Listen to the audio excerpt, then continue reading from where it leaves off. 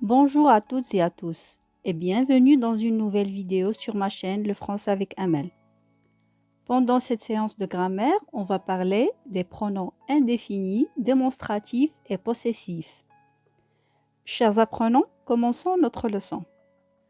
Pour remplacer un groupe nominal, on peut utiliser des pronoms. On a les pronoms indéfinis.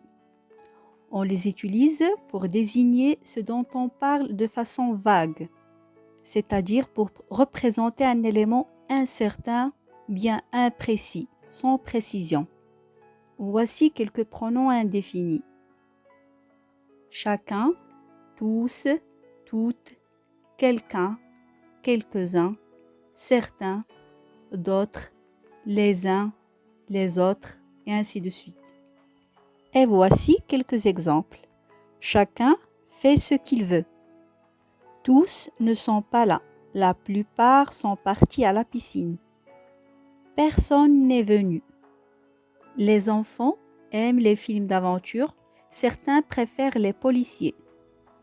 Puis on a les pronoms démonstratifs. On peut les utiliser pour désigner ce dont on vient de parler, comme celui, celle, ce, ça, ce, celle, celui-ci, celui-là, ceci, cela, et ainsi de suite. Les pronoms démonstratifs se répartissent en deux séries de formes. Vous avez les formes simples, comme celui, celle, ce, celle, et le neutre bien sûr ce. Et vous avez les formes composées, où aux formes simples sont adjoints les adverbes de lieu. Si et là, celui-ci, celui-là, etc. Prenons des exemples.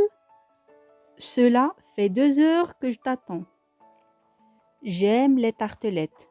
Celle-ci est délicieuse. Celui qui trouvera la bonne réponse aura une récompense. Et enfin, on a les pronoms possessifs. Les pronoms possessifs sont toujours précédés d'un article défini pour indiquer à qui appartient ce dont on parle. Exemple, mon cartable, le mien. Ton cartable, le tien. Notre cartable, le nôtre, et ainsi de suite. Exemple, mon livre est un roman, le tien est une bande dessinée. Les deux équipes étaient très bonnes, mais la nôtre était plus forte.